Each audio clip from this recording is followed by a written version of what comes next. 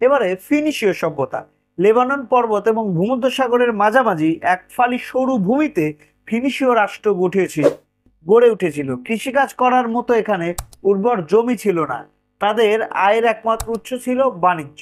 পরবর্তীতে পারস্য সভ্যতা। আজকের ইরান প্রাচীনকালে পারস্য নামে পরিচিত ছিল।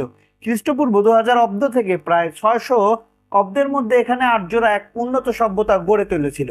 এই সভ্যতার অধিবাসীরা সামরিক শক্তিতে ছিল খ্যাতিমান।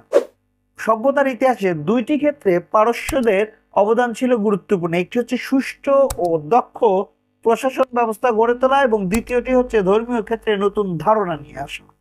জরথুস্ট্র নামে পারস্যে এক ধর্মগুরু এবং দার্শনিকের আবির্ভাব ঘটে। জরথুস্ট্র কর্তৃক প্রবর্তিত ধর্মই জরথুস্ট্রবাদ নামে পরিচিত। পারস্যের ইতিহাসে কাইরাস ও দারিউস ছিলেন সবচেয়ে সফল শাসক। 300 খ্রিস্টপূর্বাব্দে গ্রিক বীর আলেকজান্ডার অধিকার করে নেন সমগ্র পারস্য সভ্যতাকে। এবারে আমরা পারস্য সভ্যতার পরবর্তীতে হিব্রু সভ্যতা নিয়ে কথা বলবো। প্যালেস্টাইনের জেরুজালেম নগরীকে কেন্দ্র করে হিব্রু সভ্যতার বিকাশ ঘটেছিল। হিব্রু কোনো জাতির নাম নয়, হিব্রু একটি সেমাটিক ভাষা। এ ভাষার কথা বলা লোকেরাই হিব্রু নামে পরিচিত। হিব্রুদের আদিবাস ছিল আরব মরুভূমিতে। বর্তমান ইসরায়েলের অধিবাসীরা হিব্রুদের বংশধর।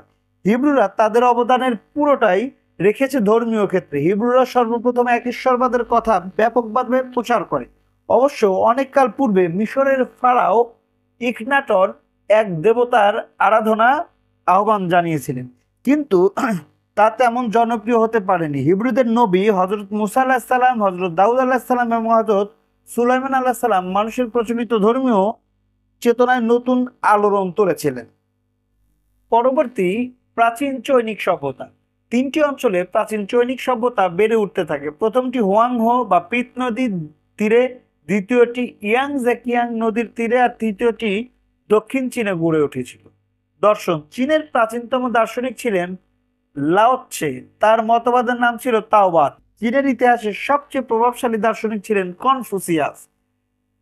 খ্রিস্টপূর্ব 206 অব্দে তার দর্শন চীনে ধর্মে পরিণত হয়।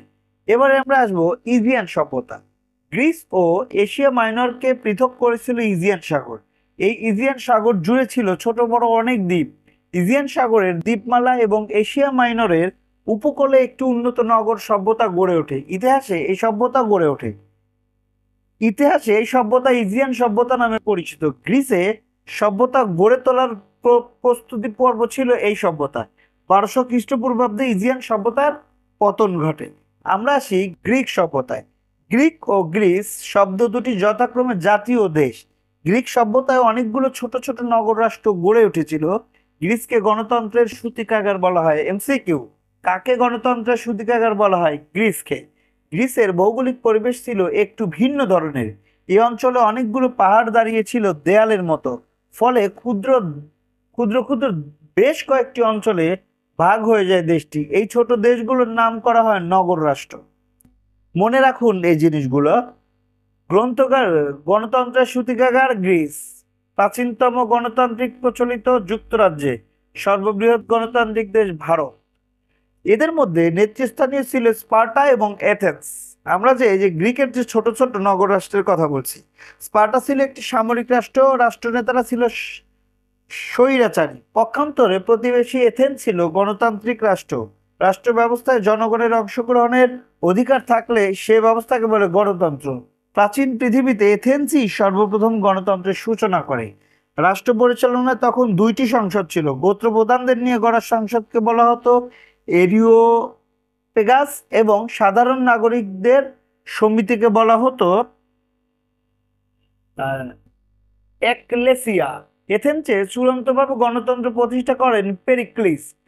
এথেন্সের ক্ষমতায় আসেন 460 খ্রিস্টাব্দে। এশিয়া মাইনরের প্রথম লোহা আবিষ্কার হয় এই গ্রিসদের সময়। স্পার্টা ও এথেন্স উভয় দেশ একে অন্যের শত্রু ছিল। এথেন্স তার বন্ধু রাষ্ট্রগুলোকে নিয়ে একটি জোট গঠন করে। এর নাম পেলোপনিসীয় লীগ নামে পরিচিত। 460 থেকে 404 খ্রিস্টপূর্বাব্দ পর্যন্ত মোট 3বার যুদ্ধ হয়। এই যুদ্ধে পতন ঘটে এথেন্সের। ভৌগোলিক অবস্থান: প্রাচীন গ্রিক সভ্যতা গড়ে উঠেছিল ভূমধ্যসাগরকে কেন্দ্র করে। ভৌগোলিক এবং সাংস্কৃতিক কারণে গ্রিক সভ্যতার সাথে 2টি সংস্কৃতির নাম জড়িয়ে রয়েছে। একটি হচ্ছে হেলেনিক এবং অন্যটি হচ্ছে হেলেনিস্টিক। গ্রিসকে হেলেনীয় সভ্যতার দেশ বলা হয়। এমসিকিউ, গ্রিসকে হেলেনীয় সভ্যতার দেশ বলা হয়। গ্রিসের প্রধান শহর এথেন্স শুরু থেকেই যে সংস্কৃতি গড়ে তুলেছিল তাকে বলা হয় হেলেনিক সংস্কৃতি। গ্রিস উপদ্বীপ ছিল এই সংস্কৃতির মূল কেন্দ্র। খ্রিস্টপূর্ব 337 অব্দ পর্যন্ত হেলেনিক সভ্যতা টিকে ছিল। এ সময় মিশরের আলেকজান্দ্রিয়াকে কেন্দ্র করে গ্রিক সংস্কৃতি ও অগ্রিক সংস্কৃতির মিশ্রণে এক নতুন সংস্কৃতির জন্ম হয়। ইতিহাসে এই সংস্কৃতির পরিচয় হয় হেলেনিস্টিক সংস্কৃতি নামে। এই হচ্ছে প্রাচীনকালের কিছু কিছু সভ্যতা নিয়ে আজকের এই আলোচনাটি কেমন লাগলো অবশ্যই জানাবেন, এবং আমরা পরবর্তীতে সভ্যতা নিয়ে আরো একটি আলোচনা আসবো, কারণ পৃথিবীতে আরো গুরুত্বপূর্ণ কিছু সভ্যতা রয়েছে যেগুলো আমরা এই আলোচনায় আনতে পারি। ধন্যবাদ সবাইকে আমাদের সাথে থাকার জন্য।